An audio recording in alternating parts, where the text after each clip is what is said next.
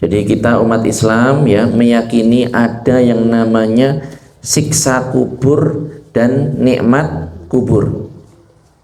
Siksa kubur ini siapa yang kena siksa kubur? Yang kena siksa kubur ini adalah satu, jelas orang kafir ya, pasti kena siksa kubur. Yang kedua adalah sebagian dari orang-orang mukmin, orang-orang yang mati beriman tetapi melakukan dosa-dosa besar yang tidak diampuni. Nah, ini juga akan mendapatkan siksa kubur. Siksa kubur ini seperti apa? Di antara siksa kubur ini adalah gelapnya kuburan. Gelapnya kuburan. Jadi walaupun ini ahli warisnya ini bikin lampu di atas kuburan, tetap dalamnya tetap gelap.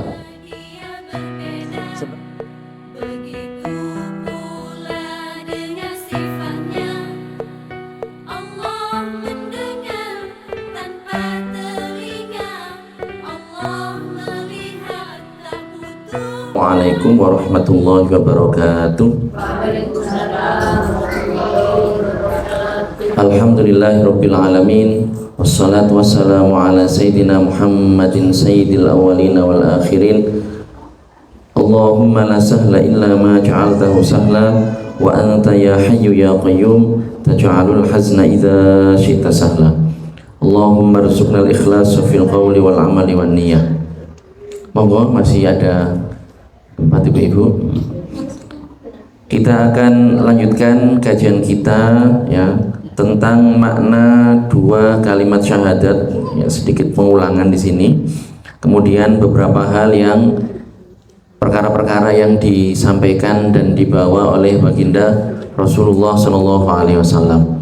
Namun seperti biasa, mari kita hadirkan dalam hati kita niat mencari ridho Allah Subhanahu Wa Taala dengan mendengarkan serta mengikuti kajian ilmu agama. Ibu-ibu jamaah muslimat yang dirahmati oleh Allah Subhanahu wa taala. Ketika orang mengatakan la ilaha illallah ya, ini maknanya sangat agung sekali. Jadi ketika orang melafalkan kalimat tersebut disebut dengan kalimat tahlil la ilaha illallah, maka dia meyakini bahwa tidak ada sesuatu pun yang mempunyai kekuasaan untuk menciptakan kecuali hanya Allah Subhanahu wa taala. Apa menciptakan itu? Menciptakan itu adalah menjadikan sesuatu yang asalnya tidak ada menjadi ada. Itu menciptakan. Dan itu hanya Allah Subhanahu wa taala yang mempunyai kekuasaan itu. Ya. Oleh karenanya yang berhak disembah itu hanya Allah Subhanahu wa taala. Jadi la ilaha illallah maknanya adalah tidak ada yang menciptakan kecuali hanya Allah. Yang menciptakan itu hanya Allah. Yang mempunyai kekuasaan untuk menjadikan sesuatu yang asalnya tidak ada menjadi ada itu hanya Allah Subhanahu wa taala. Dan itulah Allah yang kita sembah, yang berhak disembah. Yang kemarin sudah kita jelaskan makna berhak disembah itu apa ya. Itu makna la ilaha illallah secara ringkas. Dan sudah kita sebutkan sebelumnya bahwa semuanya itu ada karena diciptakan oleh Allah. Manusia, hewan, tumbuh-tumbuhan, malaikat, jin, semua yang ada diciptakan oleh Allah. Begitu juga dengan perbuatan mereka. Kita ini perbuatan-perbuatan kita yang bisa kita kontrol maupun yang tidak bisa kita kontrol. Kan ada perbuatan kita yang nggak bisa kita kontrol. Detak jantung misalnya, ini kan nggak bisa kita kontrol ya. Kematian kan nggak bisa kita kontrol. Semuanya itu diciptakan oleh Allah Subhanahu wa taala. Qul inna sholati wa nusuki wa mahyaya wa mamati lillahi rabbil alamin. Ya, jadi ibadah kita, sholat kita, ya haji dan umroh kita, orang ketika berkorban menyembelih binatang kurban, hidup kita, mati kita, semuanya ini adalah milik Allah. diciptakan oleh Allah Subhanahu wa taala. Asalnya tidak ada, kemudian diciptakan oleh Allah menjadi ada. Jadi itu pokok keyakinan dari kelompok ahlu sunnah wal jamaah.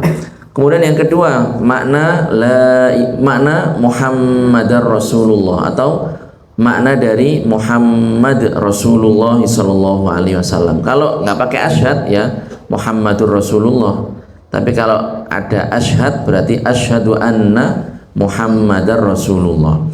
Ini adalah makna dari lafal ini. Muhammadur Rasulullah adalah Muhammad bin Abdullah, bin itu putra ya ibu ya, bin di anak dari Abdullah, anak dari Abdul Muttalib.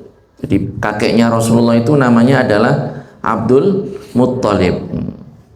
Kemudian keturunan dari Hashim ya, dan beliau ini berasal dari suku Quraisy, adalah hamba dan utusan Allah Subhanahu wa taala. Jadi kita meyakini Nabi Muhammad sallallahu alaihi wasallam sebagaimana mestinya, bahwa beliau adalah hamba dan utusan Allah Subhanahu wa taala. Monggo, masih ada tempat di sini. Insya Allah nanti kalau dibuka enak ini, belum selesai. Jadi kita meyakini bahwa Nabi Muhammad sallallahu alaihi wasallam adalah hamba dan utusan Allah Subhanahu wa taala.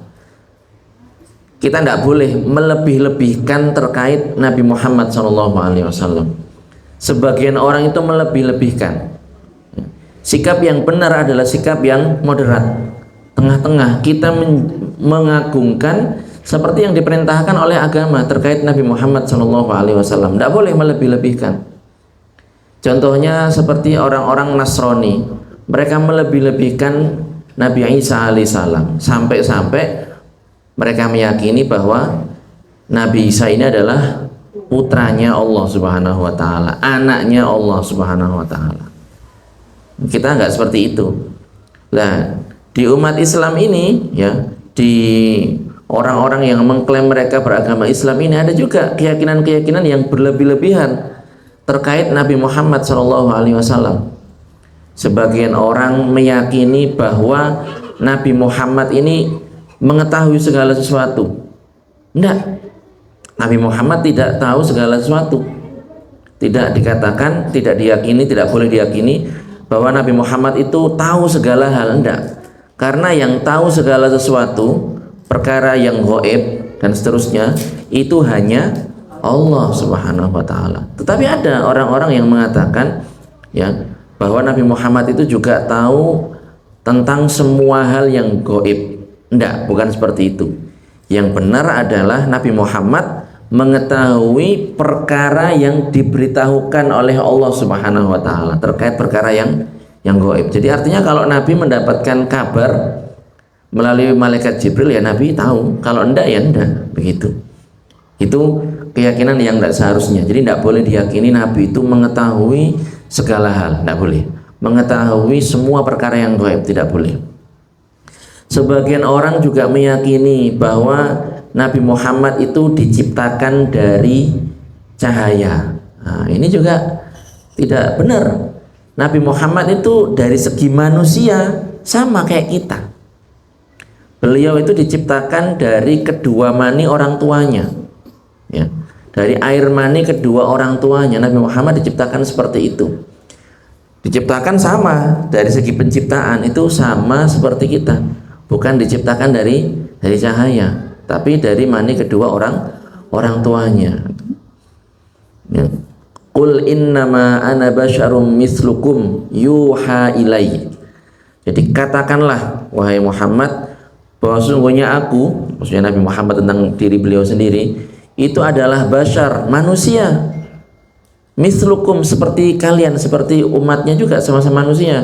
Cuman Nabi Muhammad ini yuha ilai, beliau ini mendapatkan wahyu. Itu keistimewaannya Nabi Muhammad SAW. Beliau manusia sama seperti kita, tapi beliau adalah makhluk Allah yang paling utama, lebih utama dari malaikat. yang mana malaikat itu diciptakan dari cahaya. Jadi itu juga harus diyakini sebagaimana mestinya. Sebagian orang juga meyakini bahwa, jadi ada beberapa keyakinan-keyakinan, sekarang saya nggak ingat, tentang Nabi Muhammad SAW yang itu tidak sesuai. Jadi yang saya sebutkan tadi dua. Jadi Muhammad putra Abdullah, putra Abdul Muthalib, ini adalah keturunan dari Hashim. Hashim ini salah satu dari kakek baginda Rasulullah SAW, dan beliau ini berasal dari suku Quraisy. Quraisy ini nama suku, nama kabilah. Nama, kalau kita di Indonesia ada Jawa, Sunda, ya, Madura, suku. Ya, jadi ini kembali ke salah satu dari kakek buyutnya baginda Rasulullah SAW, ya, yang dikenal dengan Quraisy, sehingga mereka ini disebut dengan keturunan dari suku Quraisy, ya. Jadi itu yang dimaksud dalam syahadat yang kedua. Kita meyakini bahwa Muhammad putra Abdullah, putra Abdul Muthalib, ya, berasal dari suku Quraisy. Beliau adalah hamba dan utusan Allah Subhanahu wa taala. Dari segi manusia, tetapi beliau adalah makhluk Allah yang paling mulia, lebih mulia daripada malaikat, lebih mulia dari siapapun yang diciptakan oleh Allah Subhanahu wa taala. Diutus kepada siapa? Diutus kepada segenap makhluk. Nabi itu tidak hanya diutus kepada kaum manusia, tetapi juga diutus kepada kaum jin. Jadi yang mendapatkan kewajiban itu adalah bangsa manusia dan bangsa jin. Kalau binatang enggak, tumbuh-tumbuhan juga enggak, ya. Jadi diutus kepada bangsa manusia dan bangsa jin. Jadi Rasul itu datang membawa kabar gembira kepada orang-orang yang beriman kepadanya, memperingatkan tentang azab yang pedih kepada orang-orang yang ingkar dan tidak beriman kepadanya dari kalangan manusia maupun dari bangsa jin. Seperti itu. Kalau malaikat bagaimana? Malaikat semuanya beriman kepada Allah Subhanahu wa taala. Jadi karena sudah beriman maka tidak diutus kepada mereka. Yang diutus kepadanya itu adalah bangsa manusia dan bangsa jin. Berarti dari kalangan jin dan manusia itu ya macam-macam. Ada dari mereka yang beriman, ya, ada dari mereka yang tidak beriman. Sebagaimana manusia, jin juga seperti itu. Ada jin yang beriman, ada juga jin yang tidak beriman. Ya. Kemudian Rasulullah SAW ini beliau benar dalam segala apa yang beliau sampaikan, jujur dalam segala perkara yang beliau beritakan. Terkait perkara yang halal dan haram. Jadi kalau Rasul mengatakan ini halal, ini haram, ya berarti seperti itu. Terkait perkara yang terjadi di masa lampau, Rasul kan mengabarkan kepada umatnya, dulu umatnya ini terjadi ini dan itu, ya berarti memang seperti itu. Dan perkara-perkara yang terjadi di masa depan. Jadi kalau Rasul mengatakan nanti akan terjadi seperti ini, seperti itu, ya pasti akan terjadi seperti itu. Karena Rasul itu adalah sosok yang jujur dalam setiap yang beliau sampaikan. Dan beliau ini ibu-ibu tidak akan pernah salah dalam urusan syariat. Dalam menyampaikan perkara agama, Rasul itu tidak dikatakan Rasul salah, enggak. Rasul selalu benar dalam hal-hal yang berkaitan dengan urusan agama. Tidak dikatakan Rasul salah begitu. Jadi jujur dalam segala apa yang beliau kabarkan, ya, dari Allah Subhanahu wa taala melalui perantara malaikat Jibril. Apa saja yang beliau sampaikan disampaikan oleh baginda Rasulullah SAW. Di antaranya adalah siksa kubur. Jadi kita umat Islam ya meyakini ada yang namanya siksa kubur dan nikmat kubur. Siksa kubur ini siapa yang kena siksa kubur? Yang kena siksa kubur ini adalah satu, jelas orang kafir, ya, pasti kena siksa kubur. Yang kedua adalah sebagian dari orang-orang mukmin, orang-orang yang mati beriman tetapi melakukan dosa-dosa besar yang tidak diampuni. Nah, ini juga akan mendapatkan siksa kubur. Siksa kubur ini seperti apa? Di antara siksa kubur ini adalah gelapnya kuburan. Gelapnya kuburan. Jadi walaupun ini ahli warisnya ini bikin lampu di atas kuburan, tetap dalamnya tetap gelap. Sebagian lagi lebih parah daripada itu. Ada siksa kubur itu himpitan kubur, ibu-ibu. Jadi kuburan itu bisa menyempit, bisa melebar. Menyempit bukan menyempit ukuran mayat, enggak, tapi menghimpit mayat sehingga mayat itu tergencet sampai-sampai dikatakan tulang rusuk kanan ini bertemu dengan tulang rusuk kiri. Remuk ya remuk, sakit ya sakit, namanya siksa kubur. Itu salah satu yang disebutkan oleh para ulama berdasarkan hadis ya. Jadi siksa kubur. Kemudian ada yang namanya nikmat kubur. Kuburan itu dijadikan luas 70 dhira kali 70 dhira ya, 35 meter kali 35 meter. Satu dhira ini sekitar 50 cm atau setengah meter ya. Berarti kalau dibagi dua ya sekitar 35 lah, kurang dari itu dikit. Satu orang dapat segitu kan luas itu.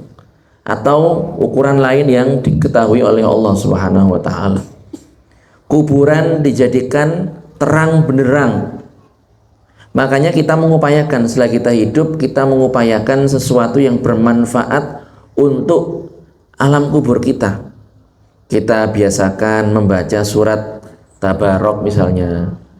Ini disebutkan dalam hadis surat Tabarok itu surat Al-Mulk, Tabarakalladzi biyadihil mulku wa huwa ala kulli syai'in qadir. Ini adalah penyelamat orang yang membacanya dari siksa kubur. Jadi kita baca itu biar kuburan kita dibentangkan oleh Allah, dijadikan luas oleh Allah, kemudian juga dijadikan terang benderang oleh Allah Subhanahu wa taala. Karena kuburan ini sebagaimana disebutkan dalam doa, kalau bukan taman surga ya lubang neraka. Makanya orang kalau disuruh doa ketika ada orang tahlilan, sarwaan atau 7 harian dan seterusnya, itu kan didoakan. Doanya seperti ini, Allahumma ja'al qabrahu raudhatan min riyadil jannah wa la taj'al qabrahu hufratan min hufarin niran. Ya Allah, jadikanlah kuburan si mayit ini ya taman dari taman-taman surga, dan jangan jadikan kuburannya lubang dari lubang-lubang neraka. Jadi ditampakkan itu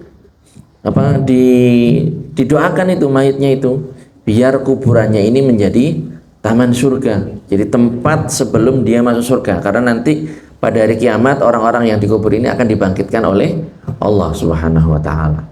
Seperti itu.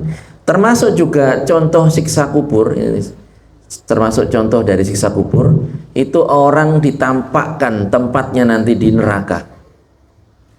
Di orang-orang kafir ketika mereka di kuburan mereka itu ditampakkan kepada mereka tempatnya nanti, bakal tempatnya di neraka. Sehari itu 2 kali. Allah Subhanahu wa taala berfirman, "An-naru yu'raduna 'alaiha ghuduwwan wa 'ashiyya."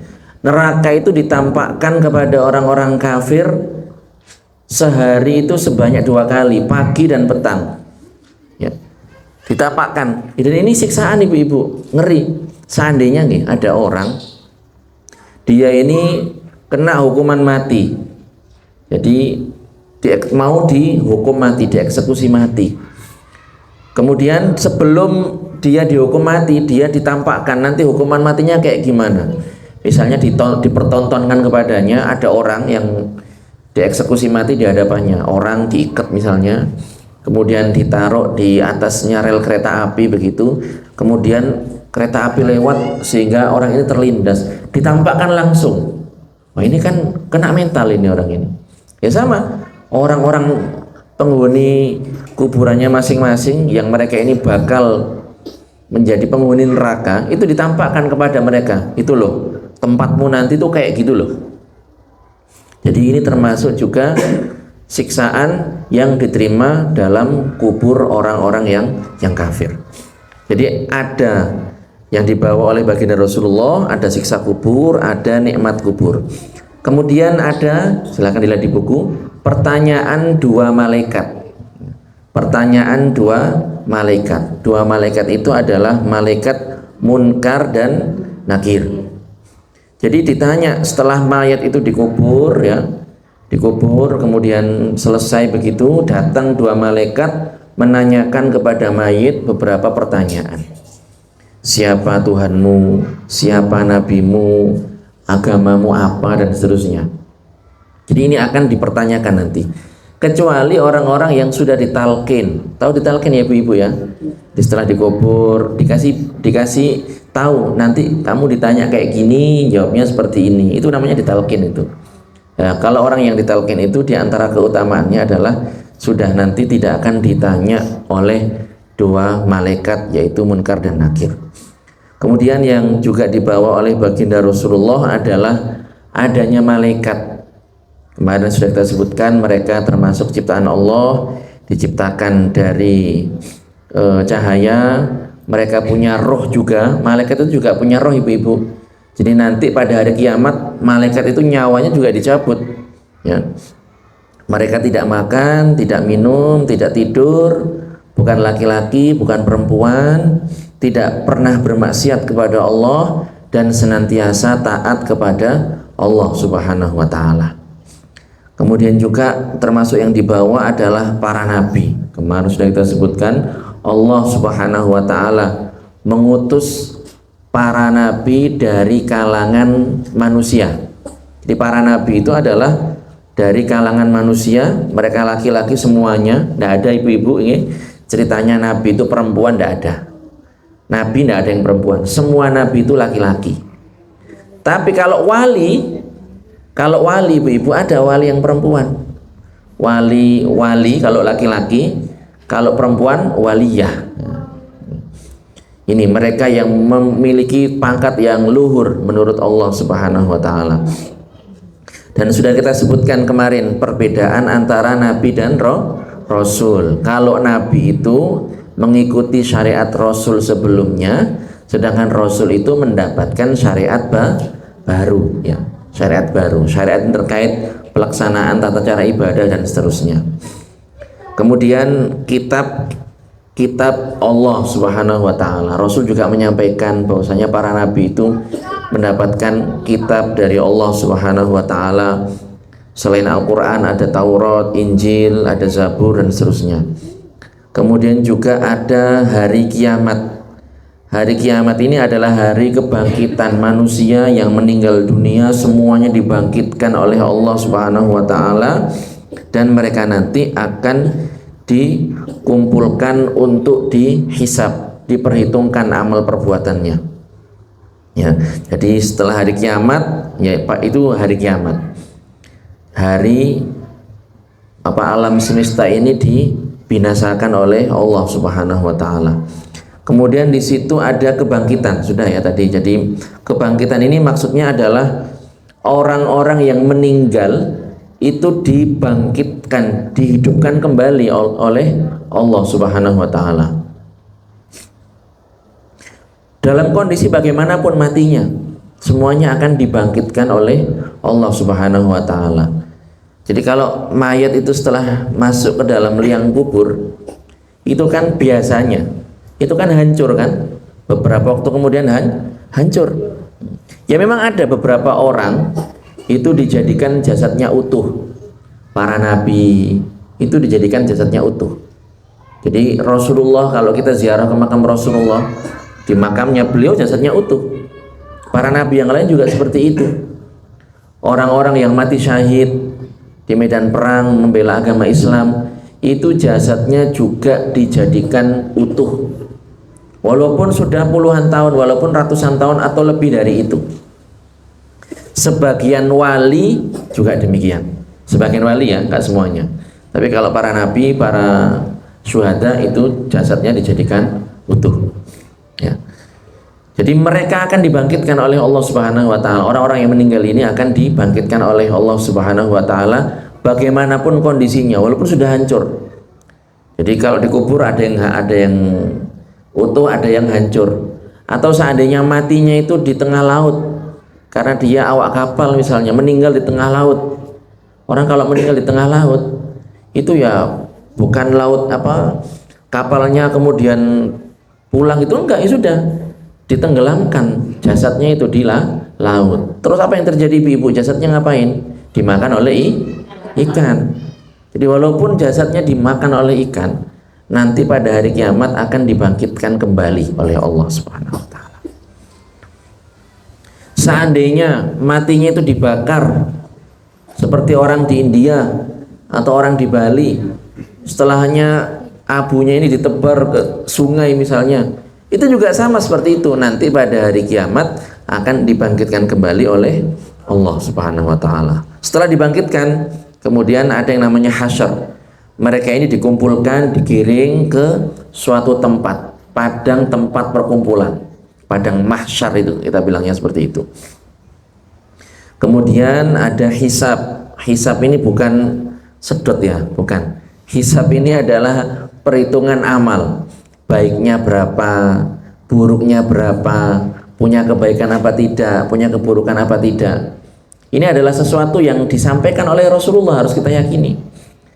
Nah, di sini perlu kita tegaskan bahwa orang mukmin itu, orang itu dikatakan punya kebaikan kalau dia beriman. Orang Islam. Kalau orang tidak beriman, ya, beragama selain agama Islam, maka di akhirat nanti perhitungannya itu hanya ada keburukan saja, tidak ada kebaikannya. Walaupun ibu-ibu, orang ini dikenal baik di masyarakatnya, di lingkungannya, ya. Menurut pandangan manusia dia baik, tapi di akhirat nanti lain. Seperti itu. Makanya di sini disebutkan setelahnya pahala dan siksa. Jadi di timbangan amal nanti itu, orang yang tidak beragama Islam itu amalan kebaikannya itu 0. Kenapa? Karena amal baik mereka itu tidak diterima oleh Allah Subhanahu wa taala. Jadi sebaik apapun dia, suka bantu sesama manusia, bahkan juga suka bantu orang Islam, ada orang bikin pembangunan masjid dia nyumbang, orang bikin pondok dia nyumbang, panti asuhan dia nyumbang, ya, dia baik, ya. Ini tidak berguna, tidak ada manfaatnya sama sekali. Karena syarat diterimanya amal soleh itu adalah orang itu harus beriman, harus beragama Islam. Makanya dalam Al-Quran disebutkan, wa may yabtaghi ghairal islami dinan falayuqbala minhu. Barang siapa yang memeluk selain agama Islam, maka tidak akan diterima sama sekali amal kebaikan darinya. Wa huwa fil akhirati minal khasirin. Dan dia nanti di akhirat tergolong orang-orang yang merugi.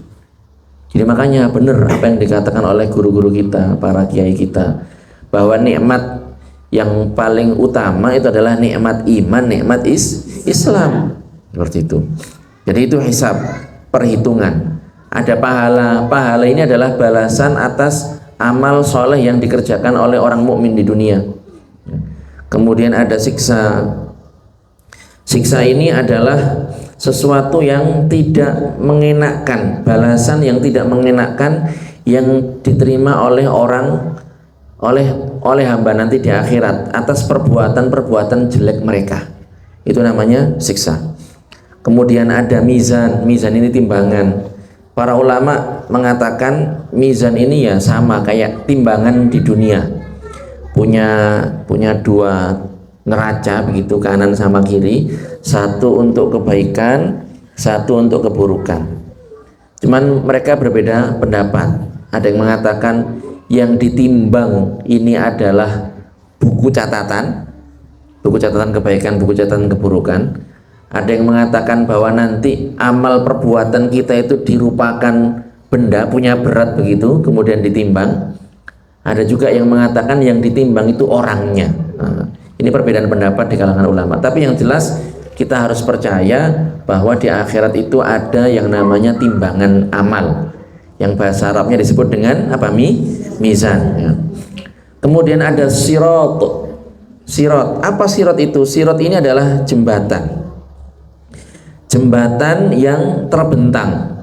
Terbentang dari mana? Terbentang di atas neraka jahanam. Nanti semua orang akan melewati jembatan tersebut. Ada yang baru lewat jatuh ke neraka. Ada yang di pertengahan jatuh, kemudian diselamatkan oleh gancu. Tahu gancu ibu ya? Bukan gincu ya, gancu. Gancu itu kalau orang tani mau nimbang sak besar, itu kan ada bantolnya itu. Nah itu gancu namanya ibu. Atau kalau panjenengan ke pasar beli dagingnya kan nah itu yang nyantol itu namanya gancu itu. Nah, jadi nanti ada sebagian orang itu yang jatuh begitu diselamatkan oleh mirip seperti itu. Nyantol di mana Ustadz? Di sana ya nggak ada pengahitnya. Nyantol di badan ibu-ibu. Sakit. Tapi lebih mending daripada jatuh ke neraka. Ini harus hati-hati ini. Sebagian orang selamat. Nah, yang selamat ini macam-macam. Ada yang jalan biasa, ada yang lari, ada yang secepat kilat dan seterusnya. Ini menyesuaikan dengan amal kebaikannya selama hidup di dunia. Gitu. Jadi jembatan ini adalah jembatan yang dibentangkan di atas api neraka jahanam ya. Semua orang akan melewatinya ya. Ya, nanti kan namanya jembatan ya, berarti kan ada ujung dan ujung ya. Ujung terakhirnya ini adalah tempat sebelum surga. Jadi setelah selesai melewati jembatan ini ya, itu mereka sampai di tempat sebelum surga. Nah, seperti itu. Kemudian ada syafaat. Syafaat ini adalah tolabul khair lil ghair minal ghair. Bahasa Arabnya seperti itu. Maksudnya adalah bahwa nanti di akhirat itu orang-orang akan mendapatkan pertolongan. Yang ini disebut dengan istilah syafaat. Jadi orang mau masuk neraka nggak jadi karena mendapatkan syafaat dari baginda Rasulullah Shallallahu Alaihi Wasallam, atau mendapatkan syafaat dari keluarganya yang mati syahid. Jadi yang bisa memberikan syafaat itu tidak hanya Kanjeng Nabi, tapi juga beberapa orang itu diberikan hak syafaat oleh Allah Subhanahu wa taala. Boleh minta kepada Allah supaya ini orang-orang tertentu diselamatkan dari siksa dan seterusnya. Cuman memang yang mempunyai syafaat agung, asy-syafaatul uzma, jadi syafaat yang agung itu adalah baginda Rasulullah Shallallahu alaihi wasallam. Kemudian ada neraka. Neraka ini adalah tempat destinasi terakhir ya. Dan ini akan dihuni oleh semua orang kafir. Orang kafir semuanya akan masuk di situ. Dan sebagian orang-orang yang beriman yang mati dalam kondisi punya dosa besar, mereka ini belum sempat bertaubat dan tidak diampuni oleh Allah Subhanahu wa taala. Itu. Jadi itu adalah penghuni neraka. Satu, orang kafir. Yang kedua adalah orang yang beriman, orang Islam, mati dalam kondisi punya dosa besar, belum sempat bertaubat dan tidak mendapatkan ampunan dari Allah Subhanahu wa taala. Artinya beberapa orang mukmin yang punya dosa besar mati dalam kondisi belum bertaubat tetapi dia mendapatkan ampunan dari Allah, ya dia tidak masuk neraka. Atau orang punya dosa besar tapi sebelum mati dia bertaubat, ya dia masuk surga, nggak masuk neraka. Seperti itu. Kemudian ada surga. Surga ini hanya dihuni oleh orang-orang yang beriman. Ya, hanya dihuni oleh orang-orang yang beriman. Jadi tempatnya orang yang beriman, dan letaknya surga ini berada di atas langit ketujuh, di bawah arsy. Jadi di langit ketujuh itu ada surga, ya, di atasnya lagi ada arsy. Arsy ini adalah atapnya surga, ibu-ibu. Atapnya surga. Kemudian surga dan neraka ini harus kita yakini kekal, tidak akan punah, tidak akan binasa. Jadi tidak benar kalau ada yang mengatakan neraka itu nanti kalau sudah sekian waktu akan binasa. Enggak, karena memang ada orang yang mengatakan seperti itu. Mereka mengatakan surga dan neraka ini tidak kekal. Itu tidak benar. Yang benar adalah bahwa surga dan neraka itu kekal, penduduknya juga kekal. Dikit lagi. Nah, ini makanya disebutkan dan kekekalan di dalamnya, serta orang-orang mukmin nanti akan melihat zat Allah dengan mata kepala mereka di akhirat, tanpa Allah disifati dengan sifat makhluk, tanpa tempat dan tanpa arah. Jadi begini ibu-ibu, orang yang masuk surga nanti mendapatkan nikmat yang luar biasa. Di nikmat-nikmat yang luar biasa. Bahkan dalam hadis qudsi itu disebutkan Allah Subhanahu wa taala berfirman, "A'dadtu li'ibadiyas sholihin ma la 'ainun ra'at wa la udhunun sami'at wa la khatara 'ala qalbi bashar." Allah berfirman dalam hadis qudsi ini, aku telah menyiapkan untuk para hamba-hambaku yang soleh nikmat-nikmat yang belum pernah disaksikan oleh mata, belum pernah nikmat itu didengar oleh telinga, dan juga tidak terbesit di hati manusia. Nikmat apa ya? Kita nggak tahu. Adapun nikmat-nikmat yang sekarang orang makan enak, minum enak, nyaman dan seterusnya, itu nikmat-nikmat yang biasa. Nikmat-nikmat yang di surga ada lebih, tapi levelnya lebih. Tapi nikmat-nikmat yang kita mungkin merasakan contohnya di dunia. Namun demikian ibu-ibu, Allah juga menyiapkan nikmat-nikmat yang kita sendiri pun nggak bisa membayangkan. Nah, termasuk nikmat yang diberikan oleh Allah Subhanahu wa taala kepada penduduk surga adalah mereka nanti akan melihat zat Allah. Wujuhu yawma idzin nadhirah ila rabbiha nadhirah. Jadi nanti di surga itu wajah-wajah itu, muka-muka itu berseri-seri karena mereka melihat zat Allah Subhanahu wa taala. Dan itu adalah nikmat yang agung yang diberikan kepada penduduk surga. Mereka diberikan nikmat untuk melihat zat Allah. Dan Allah sebagaimana kita yakini di dunia itu tidak serupa dengan makhluknya, tidak bisa dibayangkan, ada tanpa tempat, tanpa arah. Nah, itu Allah Subhanahu wa taala. Berarti nanti hijab kita itu dibuka oleh Allah Subhanahu wa taala sehingga kita bisa melihat zat Allah. Dan tidak dikatakan bagaimana Ustadz, ya nggak bagaimana, karena Allah itu maha suci dari sifat bagaimana, karena bagaimana ini adalah makhluk. Dan juga tidak dikatakan Allah di surga, enggak, manusianya penduduk surganya di surga, tetapi Allah ada tanpa tempat dan arah. Jadi itu ibu-ibu termasuk perkara yang disampaikan oleh baginda Nabi Muhammad SAW. Insya Allah pada pertemuan berikutnya kita akan membahas pada halaman 10. Monggo silahkan nanti ditandain atau dibaca-baca di rumah. Kalau ada yang kurang jelas bisa ditanyakan di majelis. Dan kita lanjutkan dengan diskusi. Silahkan, mungkin dari materi yang disampaikan tadi ada yang kurang jelas, monggo silahkan.